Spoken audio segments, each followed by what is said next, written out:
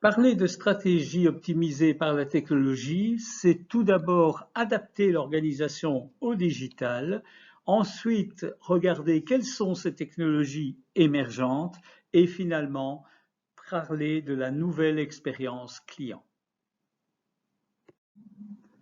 Quand une entreprise décide de s'adapter au digital, souvent elle pense qu'il existe une stratégie unique à respecter. Or, cette stratégie qui consiste à implanter le digital partout, la stratégie unique n'existe pas. Ainsi, prenons le cas des générations. Les jeunes générations sont celles qui ouvrent la voie en matière de transformation digitale. La génération Y et la génération Z réunies constituent le plus grand marché de consommateurs de l'histoire. Les entreprises alignent donc leur stratégie sur les préférences des générations. Elles sont aussi les plus importantes de population active et influencent les entreprises intérieures. Elles affectent considérablement l'introduction des technologies digitales auprès du grand public.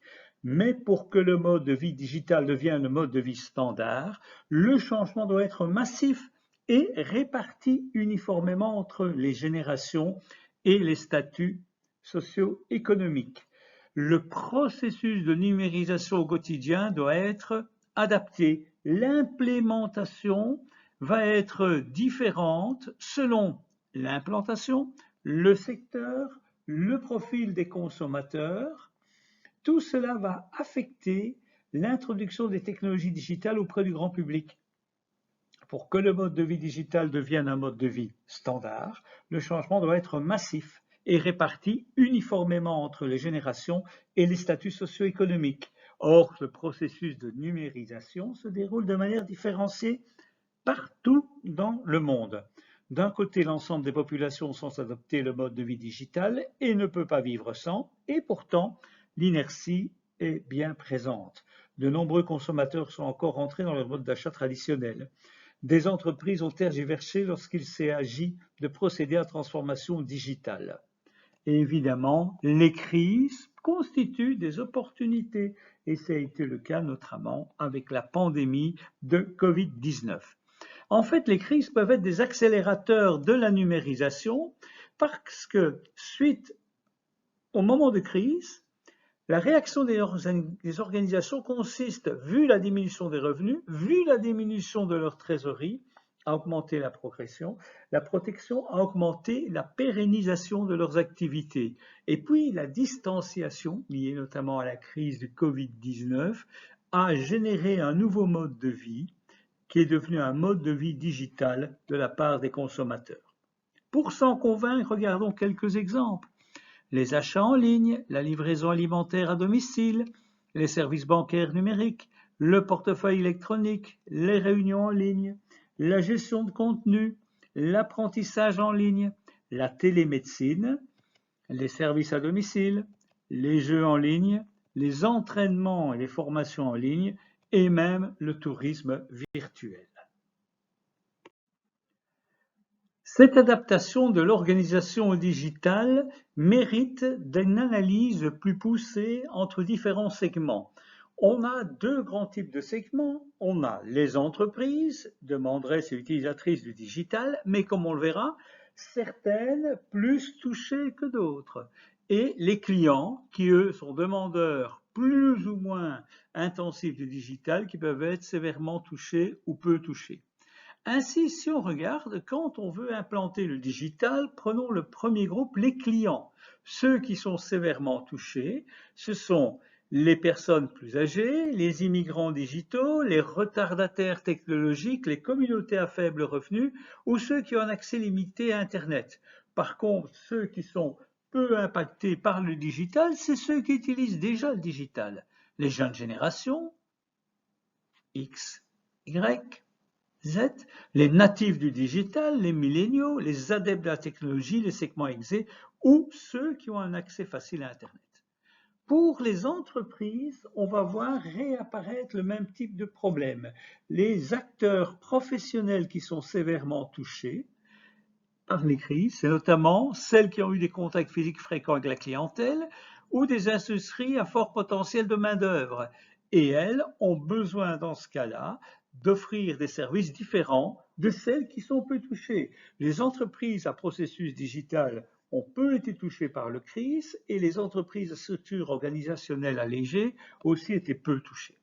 Donc, adapter l'organisation digitale veut donc dire que une seule stratégie unique ne fonctionne pas. Il faut tenir compte du profil des différents clients et des différentes entreprises.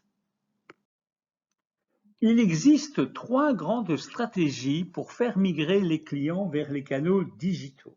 La stratégie de migration doit s'attacher à stimuler le passage au digital en offrant une plus grande valeur ajoutée grâce à l'expérience en ligne. Premièrement, on peut inciter à passer au digital. Par exemple, pour promouvoir les activités, les interactions digitales, les entreprises doivent montrer les avantages d'utiliser les canaux digitaux. Elles peuvent encourager le passage vers le digital et pénaliser l'utilisation d'un canal hors ligne. Les incitations positives peuvent prendre la forme d'une gratification instantanée, comme des remises différées, des rabais, des promotions sur les plateformes digitales. Les incitations négatives peuvent prendre la forme de frais supplémentaires de la sélection d'une méthode hors ligne pendant les interactions, ou dans des cas extrêmes, les entreprises peuvent rendre le mode hors ligne inaccessible. En dehors de ces incitations monétaires, une entreprise peut informer des clients sur ses capacités digitales et sur la manière dont elle améliore son fonctionnement. Deuxième stratégie, il convient d'aborder les points de mécontentement avec le digital. Les entreprises doivent identifier les interactions dont les clients, tout au long de leur parcours client, sont mécontents et les améliorer par la numérisation. Les interactions physiques présentent des faiblesses inhérentes, notamment en matière d'efficacité ou de gaspillage. L'une des principales causes de frustration est une longue période au fil d'attente lors des interactions physiques. Les opérations complexes sont également souvent synonymes de confusion et de perte de temps du client. Pour des clients qui cherchent une solution rapide et directe, le digital va prendre en charge certaines de ces opérations. Et puis, il faut savoir que les interactions humaines présentent des risques d'échec élevés.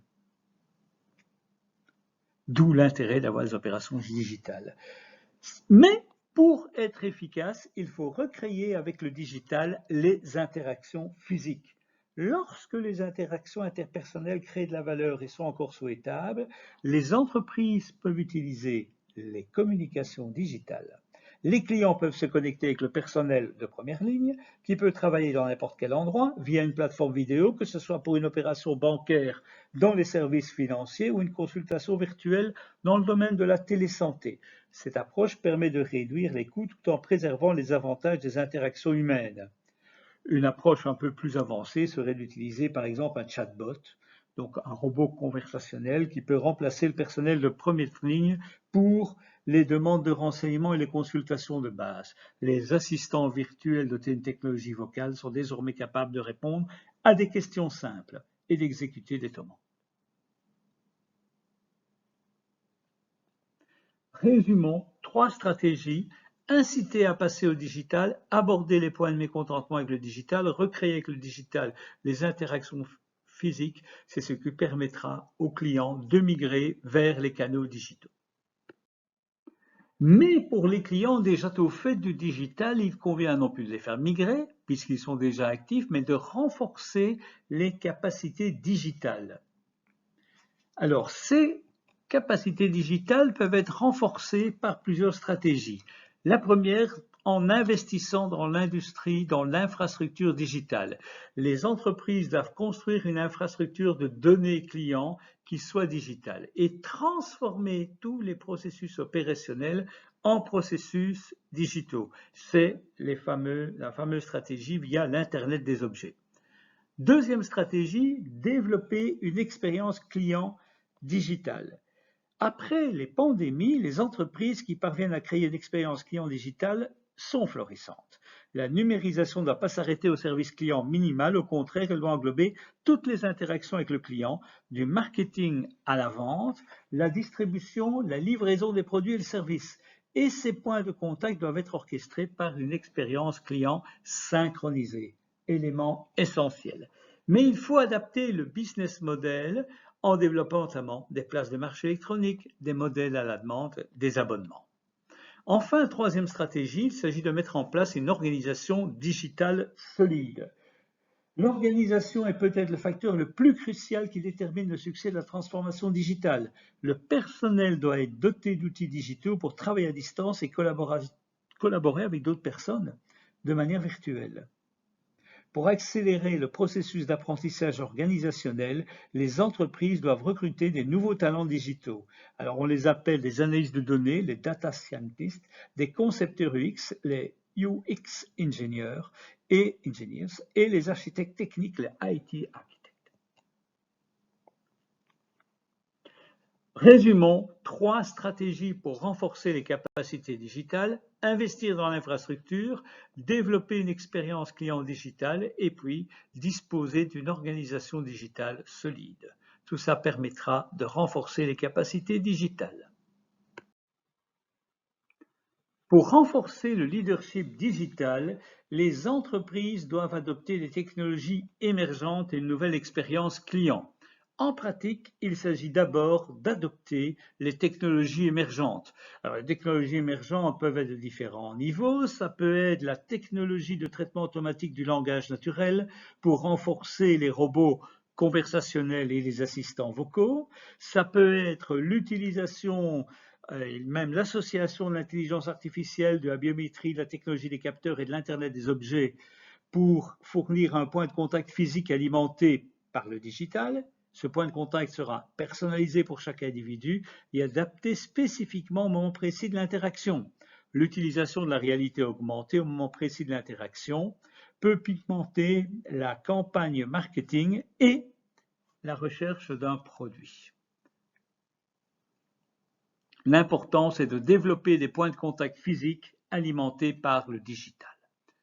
Deuxième stratégie pour renforcer le leadership digital, introduire un nouveau parcours client. Nous avons vu que le parcours client avait fortement évolué avec le marketing digital. Ce nouveau parcours client, qu'on appelle aussi The New CX, est important car les points de contact sont aujourd'hui rejoints, ils ne sont plus disjoints comme par le passé, ni compartimentés. Avec la numérisation de l'expérience client sans achoppement, dans laquelle la valeur totale est supérieure à la somme de ses parties, peut devenir une réalité. Les entreprises doivent s'attacher à offrir ce nouveau parcours client à différents niveaux. Au niveau informatif, au niveau interactif et au niveau immersif. Troisième stratégie, renforcer la position de marque digitale. Être une marque digitale de premier plan signifie mettre toutes les ressources en œuvre pour répondre aux besoins des clients digitaux avant de s'occuper des autres. Il ne s'agit pas d'être une entreprise de haute technologie, ni de disposer de la meilleure infrastructure informatique. Il s'agit d'avoir une vision, une stratégie globale qui place tout ce qui est digital au centre de celle-ci. La conception du nouveau parcours client doit être centrée sur le rapprochement entre le monde physique et le monde digital. La création d'actifs digitaux devient la priorité absolue. Ces 3 stratégies permettront d'être un leader digital. En matière de numérisation, il n'existe pas d'approche unique. Chaque secteur industriel, chaque acteur de l'industrie se trouve à un stade différent de maturité digitale. Mais une démarche est identique. La première étape consiste à évaluer l'état de préparation digitale de la clientèle pour laquelle ils sont en concurrence.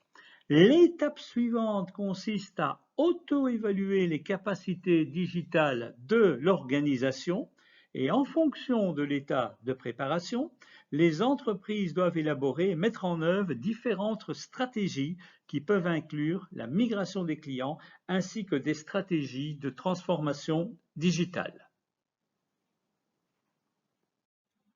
L'utilisation de la technologie émergente doit permettre une approche plus humaniste du marketing.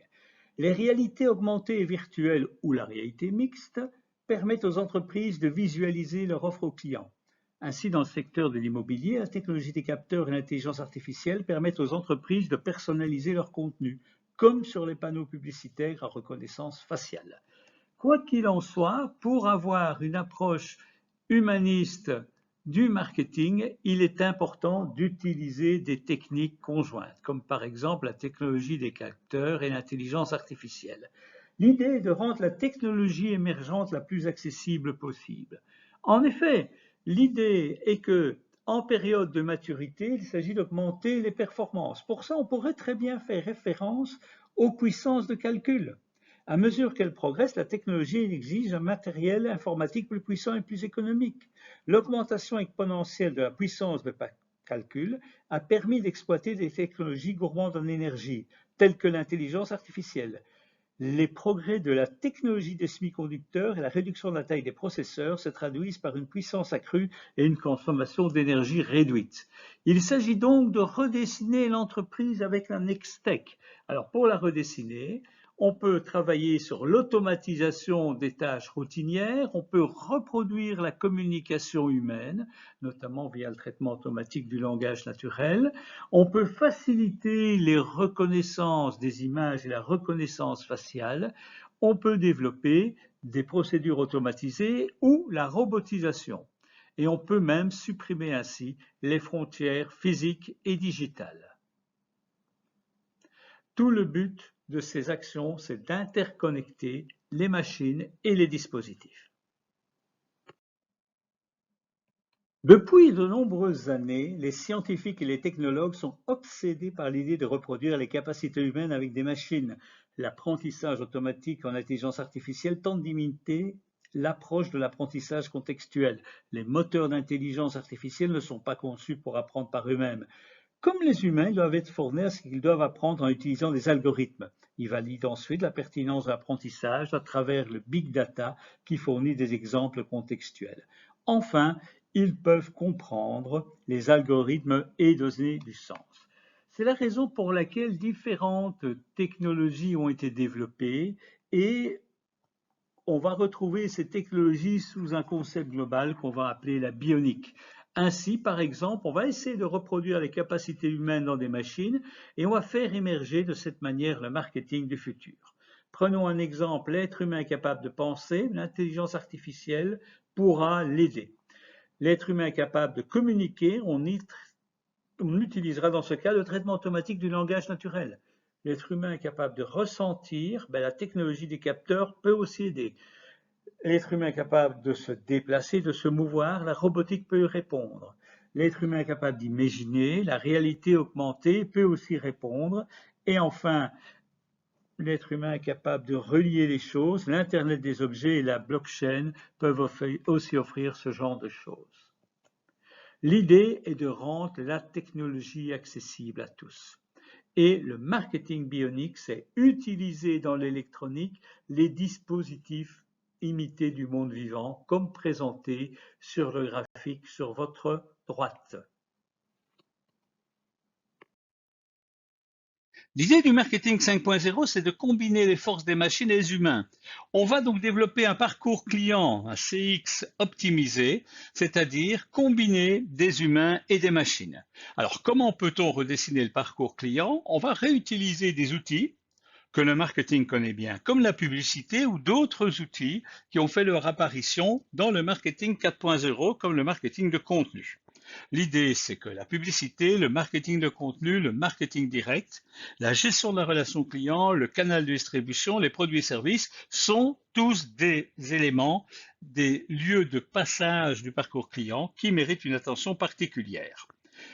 L'idée, c'est qu'on va utiliser des machines qui sont efficaces, peut-être un peu froides, pour pouvoir travailler avec des humains qui, eux, sont par essence chaleureux. Alors, voyons un exemple. La machine est efficace pour traiter de l'information, traiter un grand nombre d'informations, extraire des informations, gérer les connaissances. Mais par contre, il faudra faire appel à l'humain pour trier ces connaissances, éliminer tout ce qui est bruit, pour ne collecter que ce qui est significatif, donc faire preuve de perspicacité, développer la sagacité. Les machines sont adaptées à une pensée convergente structurée à la découverte d'un modèle. Mais les humains sont beaucoup plus efficaces quand la pensée est divergente et qu'ils recherchent des solutions originales. La machine est capable d'utiliser un raisonnement logique qui suit des algorithmes complexes, spécifiques. L'être humain est capable de faire preuve d'empathie pour créer un lien qui fait écho. La machine est fiable pour les tâches répétitives et programmables, surtout si elles doivent se reproduire rapidement et à grande échelle. L'humain sera beaucoup plus flexible pour la compréhension, pour comprendre le contexte et raisonner. Si l'on veut cartographier le parcours client, on va s'intéresser au processus que le consommateur développe lorsqu'il achète et consomme des produits et des services, notamment dans le monde numérique. Une première étape sera la prise de conscience. Ainsi, le consommateur va être exposé à plusieurs marques, notamment par son expérience déjà des marques connues, soit aussi par la publicité ou des recommandations reçues, notamment des avis sur un site. Ensuite, il va manifester un intérêt, le consommateur va analyser tous ces messages et va être attiré plus par certains messages que d'autres, et donc attiré plus par certaines marques. Troisième étape de ce parcours, après la prise de conscience et l'intérêt, c'est le questionnement. Curieux, le consommateur va rechercher plus d'informations et ça sera le rôle de la marque à ce moment-là de lui donner de l'information, le but étant dans une quatrième étape d'agir, c'est l'action, c'est-à-dire que renforcé par davantage d'informations, le client va décider de la marque à acheter. Et puis ce n'est pas fini, et ça c'est important, c'est le cinquième niveau, la cinquième étape du parcours client. Le but est de proposer au client d'agir comme ambassadeur de la marque. Au fil du temps, le client va développer un sentiment de loyauté qui va se manifester par la défense des intérêts de la marque et par une sorte de rôle d'ambassadeur. Ces 5 étapes du parcours client, on les appelle aussi les 5 A parce qu'en anglais, le premier c'est Aware, Appeal, Ask, Act et Advocate. En français, prise de conscience, intérêt, questionnement, action et recommandation. En marketing 5.0, nous retrouvons donc ces 5 étapes de l'expérience client et on va voir que chacun des outils qui existent peut développer des moyens pour chaque étape. Par exemple, en matière de publicité, on va retrouver des outils pour cibler l'audience, annonces dynamiques pour répondre aux attentes de la cible, acheter des médias de manière logique et développer une publicité adaptée au contexte. On va ainsi développer du marketing de contenu qui lui va permettre aussi de cibler un public, aussi de développer un parcours client, de personnaliser l'information et d'optimiser le contenu en fonction des besoins d'un client.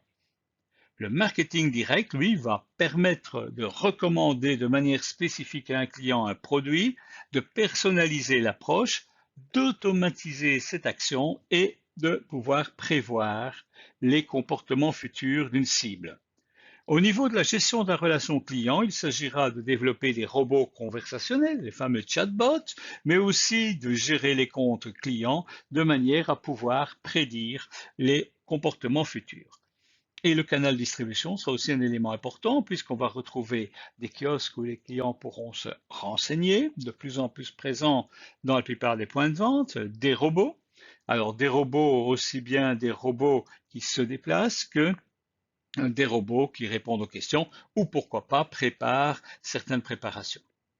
Ça peut être aussi des drones qui peuvent donner de l'information. On pourra adopter des nouveaux systèmes, notamment les paiements biométriques, l'Internet des objets et les expérimentations virtuelles. Au niveau du produit et service, on va retrouver de nouveau des produits et services personnalisés, une tarification sur mesure des services et un développement produit. Et enfin, au niveau de la gestion de la relation client, on va retrouver à nouveau nos robots conversationnels, l'assistance et de l'écoute sociale.